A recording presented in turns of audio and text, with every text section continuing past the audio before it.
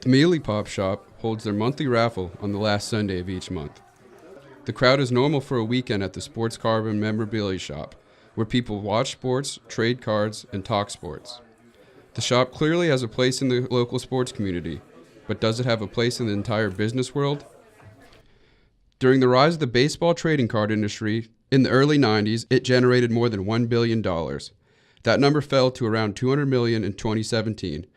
Those numbers are from the Harvard Business School, and they raise the question, what caused this decline, and how do sports cards fit in the digital age? Jamil Muhammad has answers to both those questions. He opened the Mealy Pop Shop in 2014. It's the only true sports card shop in or around Gainesville. While he acknowledges the brick-and-mortar aspect is less prevalent, he's heard these statistics and noticed they can't measure single-seller online transactions and how the entire industry works now. I think what's happening with the world of cards is it's being spread out. Maybe you have Joe Blow starting a breaking company out of his basement, and these figures aren't being reported correctly. If you're collecting cards this year, you may be involved in something through Instagram or Facebook or one of those places through social media platforms. You may or may not have been to a card store or a card show, because that actually is becoming a thing of the past. You've probably watched YouTube videos of unboxing of a break, or you know what the word break means. A break is a type of video of a collector opening up a rare pack of cards. Some collectors and companies rack up hundreds of thousands of views doing this, and most are broadcast live. That popularity proves that there's still a place for this old-time tradition.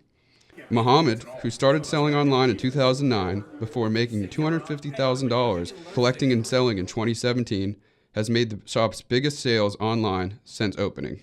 I think it's just become a very digital platform that has been great, because I think it unites collectors kind of all around the world. It's funny, there's a whole world of Instagram, high school, middle school, and college kids who probably make a couple grand every month, and it's there. These kids are smart. They use their smartphone. They pull up the eBay app. They know how to buy and trade. It's like stock market, but for sports cards. Yeah. One of those kids is Brian Williams. He only views cards as investments, searching for players on a bad stretch of play and buying low before selling them once their stock rises. Trae Young, I'd say about a month ago, his stuff was not as much as it is now. Now he's played better and he's done better. His stuff has gone up maybe 25% in value. He does buy, sell, and trade in the store, but mostly uses the online market. Digital is also a big way of how I am able to invest in things. Everything's at my fingertips, on my phone and everything. While the number of casual fans collecting cards may be less than before, it's become a die-hard niche for those fans and investors who are into it.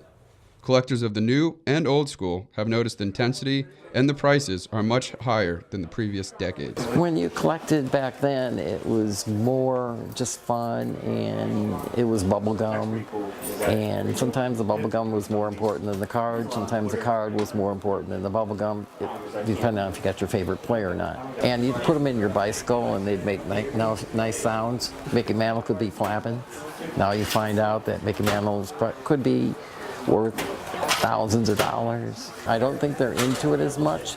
However, those that are into it really enjoy it quite a bit. Even though most of the store's biggest sales happen at collectors' events or on the internet, it gets plenty of visitors. On the last Sunday of every month, Muhammad holds a raffle for a full display case of packs, memorabilia, and a jersey. It's the community aspect combined with the customers from all around the world that makes the card shop successful in 2019. I think the card shop will have its place. I don't know how many card shops can survive in maybe a city, one or two in every maybe mainstream city, but and it has changed. I think kids have different ways to be entertained, but there's something tangible about opening a pack of cards and having your favorite player, pulling your favorite player, putting it in a case, and realizing you have something of value as compared to maybe digitally, you don't have that. Charles White, WUFT News.